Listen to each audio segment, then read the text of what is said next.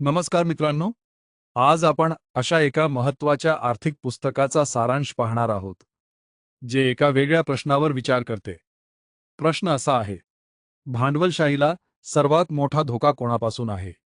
काही लोक म्हणतील, सरकारपासून, काही म्हणतील, स्पर्धेपासून, पण या पुस्तकातील लेखक सांगतात, कधी-कधी धोका बाहेरून नसतो. तो स्वतः भांडवलशाहीच्या आतून निर्माण होतो. या पुस्तकाचे नाव आहे सेव्हिंग कॅपिटलिझम फ्रॉम द कॅपिटलिस्ट्स आणि याचे लेखक आहेत रघुराम राजन आणि लुईगी झिंगेल्स. या पुस्तकाचा मुख्य विचार आहे, खरी भांडवलशाही म्हणजे मुक्त स्पर्धा, संधी आणि इनोव्हेशन. पण जेव्हा शक्तिशाली लोक व्यवस्था स्वतःच्या फायद्यासाठी बदलतात, तेव्हा कॅपिटलिझम कमजोर होऊ शकते. चॅप्टर 1, कॅपिटलिझमचे मूळ तत्व. कॅपिटलिझम म्हणजे फक्त पैसा कमावण्याची व्यवस्था नाही.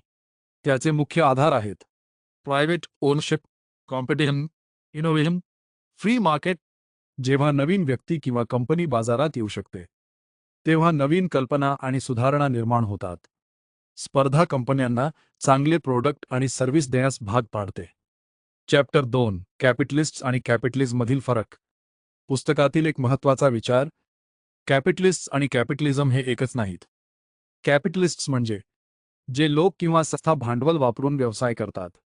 पण काही वेळा यशस्वी झालेले कॅपिटलिस्ट्स स्वतःची ताकद टिकवण्यासाठी कॉम्पिटिशन कमी करण्याचा प्रयत्न करतात. नवीन कंपन्यांना अडथळे निर्माण करतात. नियम स्वतःच्या फायद्यासाठी वापरतात. यामुळे बाजाराची खरी भावना कमजोर होते. चॅप्टर 3, कॉम्पिटिशन का आवश्यक आहे? स्पर्धा नसली तर काय होते? कंपन्यांना सुधारण्याची गरज कमी वाटते. परिणाम, इनोव्हेशन कमी होते. कस्टमरला कमी पर्याय मिळतात. प्राइसेस वाढू शकतात. लेखक सांगतात, कॅपिटलिझमचे संरक्षण करण्यासाठी कॉम्पिटिशनचे संरक्षण आवश्यक आहे. चॅप्टर 4, फायनान्शियल मार्केट्सची भूमिका. आधुनिक अर्थव्यवस्थेत फायनान्शियल मार्केट्स खूप महत्त्वाचे आहेत. ते मदत करतात नवीन व्यवसायांना पैसा मिळवून देणे, इनोव्हेशनला सपोर्ट करणे, ऑन्ट्रेप्रोनर्सला संधी देणे. पण जर फायनान्शियल सिस्टम काही मोठ्या संस्थांच्या नियंत्रणात गेले, तर नवीन लोकांसाठी संधी कमी होऊ शकते. चॅप्टर 5, सरकारची भूमिका. या पुस्तकानुसार प्रश्न, सरकार असावे की नसावे? हा नाही. खरा प्रश्न आहे, सरकारची भूमिका काय असावी? सरकारने फेअर कॉम्पिटिशन ठेवावी, मोनोपॉली रोखावी, ट्रान्सपेरंट रूल्स तयार करावे. पण मार्केटच्या प्रत्येक निर्णयावर नियंत्रण ठेवणेही योग्य नाही. चॅप्टर 6, मोनोपॉली आणि पॉवर. जेव्हा एखादी कंपनी खूप शक्तिशाली होते, तेव्हा ती बाजारावर प्रभाव टाकू शकते. मोनोपॉलीमुळे नवीन कंपन्यांना संधी कमी मिळते. इनोव्हेशन कमी होऊ शकते.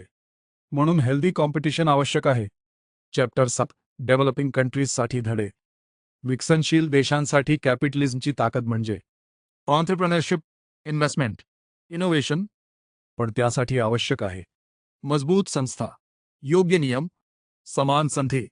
फक्त पैसा असणे पुरेसे नाही, व्यवस्था योग्य असणे महत्त्वाचे आहे. चॅप्टर 8, आजच्या काळातील महत्त्व. आजच्या जगात आपण पाहतो मोठ्या कंपन्यांची वाढ, टेक्नॉलॉजी जायंट्स, ग्लोबल कॉम्पिटिशन. यामुळे पुन्हा प्रश्न निर्माण होतात, बाजार किती मुक्त असावा? मोठ्या कंपन्यांची ताकद किती असावी? इनोव्हेशन कसे टिकवायचे? End quote. Final summary, saving capitalism from the capitalists आपल्याला शिकवते, कॅपिटलिझमची खरी ताकद कॉम्पिटिशनमध्ये आहे. शक्तीचे केंद्रीकरण धोकादायक ठरू शकते. नवीन लोकांसाठी संधी आवश्यक आहेत. मार्केट आणि रूल्स यांचा संतुलन आवश्यक आहे. इनोव्हेशन टिकवण्यासाठी मुक्त वातावरण आवश्यक आहे. मित्रांनो, भांडवलशाहीचे संरक्षण फक्त कॅपिटलिस्टचे संरक्षण करून होत नाही, तर त्या व्यवस्थेतील स्पर्धा, संधी आणि इनोव्हेशन यांचे संरक्षण करून होते.